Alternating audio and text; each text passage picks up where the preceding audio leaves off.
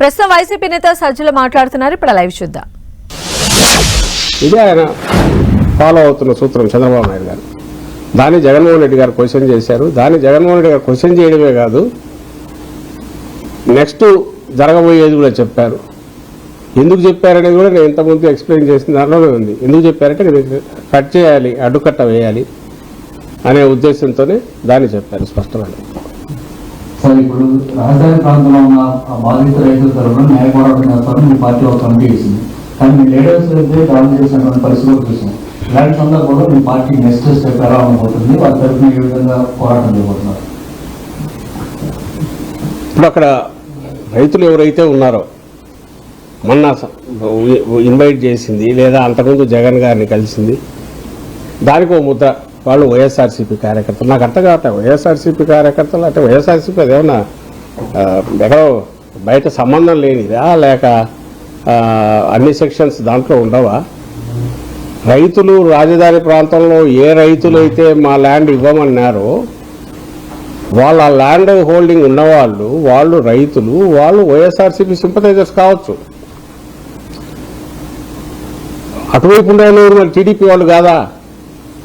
పోయిండేది ఎవరు? వాళ్ళు పిలిస్తే పోయినారు, అన్ఇన్వైటెడ్ గానో ఇంకో దగ్గరకు పోలా. మీ కల్చర్ ఎట్లుంది అసలు? ఫస్ట్ థింగ్, ప్రజాస్వామ్యంలో ఎవడి వాయిస్ వాడు వినిపించే హక్కు ఉండాలి అనే దాన్ని నమ్మేవాడైతే చంద్రబాబు నాయుడు ఇట్లాంటి వాటిని ఎంకరేజ్ చేయడు. ఆయన దీన్ని క్వశ్చన్ ఎందుకంటే ఆయన పేరు ప్రతి ఒక్కడే కనపడుతుంది. అక్కడ ఉన్నదంతా ఇవ్వని వాళ్ళ ల్యాండ్ చుట్టూ ఇచ్చిన వాళ్ళని గుంతలు తవ్వారు.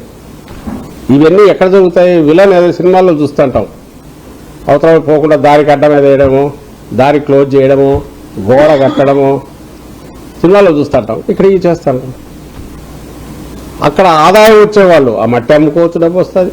ఇప్పుడు కన్స్ట్రక్షన్ నడుస్తుంది, అక్కడ జరిగే అసాంఘిక కార్యకలాపాలన్నీ కానీ, అక్కడ ఉండే అక్రమంగా జరిగే మద్యం వ్యాపారాలు కానీ అవి ఊరుకోవాలి వాళ్ళే కొట్టుకుంటారు. కొండలన్నీ పిండి చేసేస్తారు, వాటిని పక్కన అమ్ముకుంటారు.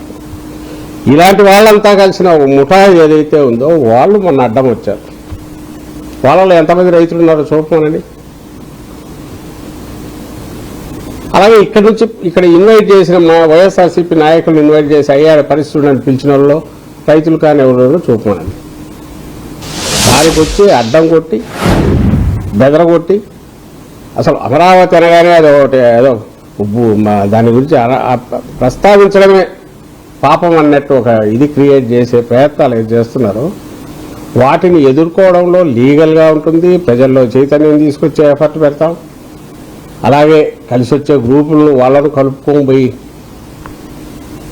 పోరాటం చేస్తాం ఎన్ని పద్ధతుల్లో వీలైతే అన్ని పద్ధతుల్లో.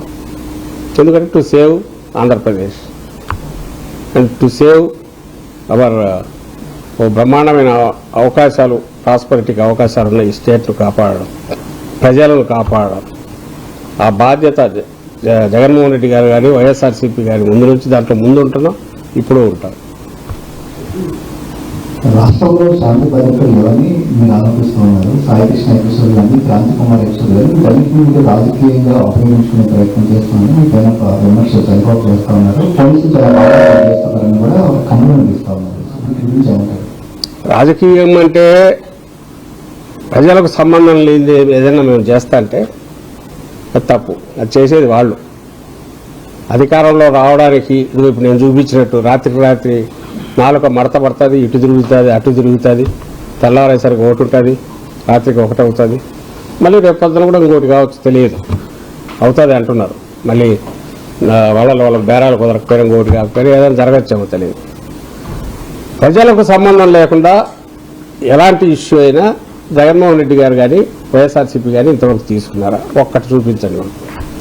యాక్చువల్ మేము చేస్తున్న దాన్ని రాజకీయంగా మీకు నష్టం కదా అని అడిగేవాళ్ళు ఉన్నారు. ఉదాహరణకు ఇప్పుడు ఈ మావిగన్ కానీ అమరావతి కానీ మీకెందుకు అబ్బా ప్రజల్లో అసంతృప్తి ఉంది కదా, వదిలేస్తే అసంతృప్తి పెరుగుతుంది కదా, మీరు దాన్ని క్యాష్ చేసుకుంటే సరిపోతుంది కదా, రాజకీయంలాగా చేయొచ్చు కదా, రాజకీయ ఎందుకు అనవసరంగా చేసి మిమ్మల్ని మీరు ఇరికించుకుంటున్నారు అనేవాళ్ళు ఉన్నారు. కాబట్టి మీరు అడిగే దీంతో లేదా వాళ్ళు ఆరోపిస్తున్నట్టు రాజకీయం చేసేవాడే జగన్మోహన్ రెడ్డి గారు అయితే ఇది చేయరు. నిన్న మాట్లాడింది ఎందుకు మాట్లాడదు నాకే సరే ఉంటే ఉంటుంది, కొట్టుకుంటారులే, రేపు వచ్చిన కమిషన్ వేసి ఒక్కొక్కరిని వేసి తాట తీయచ్చు కదా, ఇప్పటి నుంచి ఆపాల్సిన ప్రయత్నం ఉంది. కావాల్సిన ఇష్యూలు లేవా, డిఎస్సి లేదా, రైతులు ఇన్ని ఉన్నాయి కాబట్టి వాటి మీద మాట్లాడాలి, వాటి మీదే మాట్లాడాలి. నిన్న కూడా ఇది వచ్చి విలేకరు అడిగితే స్పష్టత ఇచ్చాడు ఆయన. ఇది ప్రతిసారి ఈ క్వశ్చన్ వస్తుంటుంది, మీరే మీడియా నుంచి అడిగినప్పుడు స్పష్టత ఇచ్చారు. ఈరోజు కూడా ఇక్కడ అవినీతి లేకపోతే, ఇంత అవినీతి, ఇంత దుబారా, రాష్ట్రాన్ని ముంచే కుట్ర, అప్పుల భారంలో ముంచే కుట్ర ఇవి లేకపోతే దాని గురించి ఎక్కువ మాట్లాడాల్సిన అవసరం లేదు. అక్కడ పేదలకు స్థలాలు ఇస్తే వాటిని తీసేశారు, కాంట్రాక్టర్లకు మొబిలైజేషన్ అడ్వాన్సులు పేరిట ముందే ఇచ్చేశారు. వాళ్ళ పని చూస్తే అది జరగట్లే. నువ్వు 14-19 ఏమో టెంపరీ ఏంటివి, 24-29 మధ్య మున్సిపాలిటీ ఏంటివి, అది వస్తే తప్ప పూర్తి కాదంటివి. ఇంటర్నేషనల్ ఎయిర్పోర్ట్ ఒకటి, రైల్వే స్టేషన్ ఒకటి, ఎందుకంటే అంత భూమిలో ఏం చెప్పాలి ఆయనకు దొరకట్లే. ఏం చేసినా 4-5 దొరుకుతాయి కాబట్టి ఆల్రెడీ స్పోర్ట్స్ సిటీ అనేది ఇంకో స్పోర్ట్స్ సిటీ కావాలంట. ఓ రైల్వే స్టేషన్ 2,000 ఎకరాల్లో 1,500 ఎకరాల్లో రైల్వే స్టేషన్, ఓ 4-5 ఎకరాల్లో ఎయిర్పోర్టు, బహుశా ఇంకొక 5,000 ఎకరాల్లో స్పేస్ సెంటరు, ఇంకొక 10,000 ఎకరాల్లో ఇంకోటి, ఇట్లా పెట్టుకుంటూ పోతుంటే ఏదైనా చేయొచ్చు. రింగ్ రోడ్డు ప్రాక్టికల్గా ఉండాలా, దాన్ని ఎట్లంటే 1,300 కిలోమీటర్లు రింగ్ రోడ్డు తిప్పినాం అనుకో, దాంట్లో కూడా వచ్చేది వస్తుంది, చూసుకోవచ్చు. ఇక్కడ ఏమో 3 రోడ్లు 4 రోడ్లు సీడ్ యాక్సిస్ రోడ్లు, ఇంకేదో రోడ్లు పెట్టారు ఒకటి. ఎక్కడికి పోతే 6 లేన్ల 6 లేన్ రోడ్లు. ఎప్పుడు హైవేలు కానీ అంత పెద్ద పెద్ద మెయిన్ వైడ్ రోడ్లు ఏమన్నా 2 పాయింట్స్ని ఏమన్నా గడపాలా, మేజర్ పాయింట్స్ ఎక్కడ కలుపుతారు? ఒక పక్క తెచ్చేమో ఈ ఆల్రెడీ చోక్ అయిన దీంట్లో దించుతారట, ఇంకోటేమో ఆ వైపు ఎటుపోతుందో తెలియదు, అటువైపు కనెక్టింగ్ ఏది లేదు. దాని మీద 1,000 కోట్లు 2,000 కోట్లు 1,000 కోట్లే పెడతారు. ఆల్రెడీ వెస్ట్రన్ బైపాస్ కనెక్టింగ్ ఒకటి వచ్చింది, దాని నుంచి కనెక్షన్ ఇవ్వచ్చు, లేదు. సో లేఅవుట్లలో వైడ్ రోడ్లు అని చెప్పి అక్కడ కూడా విమానాలు దిగేట్టు అవి పెద్ద పెద్ద రోడ్లు వేస్తాను. అది లేఅవుట్ నిజంగా వచ్చేది అయితే అని అనుకోవచ్చు, తెచ్చే ఆలోచన లేదు కాబట్టి వీటిని అడ్డగోలుగా రోజు కొత్త ప్లాన్ చేస్తున్నారు. ఖర్చు పెరిగే కొద్దీ ఇంకొంచెం ఆదాయం వాళ్ళకు రావాల్సింది పెరుగుతుంది కాబట్టి దాన్ని పెంచుకుంటా పోతారు. సోషల్ మీడియా పోస్టులకు సంబంధించి, ఫార్వర్డ్ మెసేజెస్ సంబంధించి, లేదంటే ప్రభుత్వం కానీ ప్రభుత్వంలో ఉన్నటువంటి వ్యక్తులు కానీ హానం చేసే విధంగా కామెంట్స్ ఏమైనా చేస్తే ఒక టాస్క్ ఫోర్స్ ఏర్పాటు చేస్తామంటూ కూడా మన డిప్యూటీ సీఎం పవన్ కళ్యాణ్ ప్రకటించారు. దానికి సంబంధించి ఎవరో ఎంతూజియాస్టిక్ కొంతమంది తయారు చేసినవి చూశాను. ప్రతిదీ మాటకు డివైడ్ చేసి వాళ్ళు పెట్టారు, చూపించాలని. కానీ మీరు కూడా అందరు చూసింటారు. ఆయన అన్న ప్రతి మాట పవన్ కళ్యాణ్ గారు ఆయనకే తగులుతుంది, ఫస్ట్ ఆయనకు తగులుతుంది. బూతులు తప్ప వేరే రాని ఎవరు లోకేష్, ఆయన ఆ బూతులు వినడం కూడా కష్టమే, ఆయనకన్నా తగులుతుంది.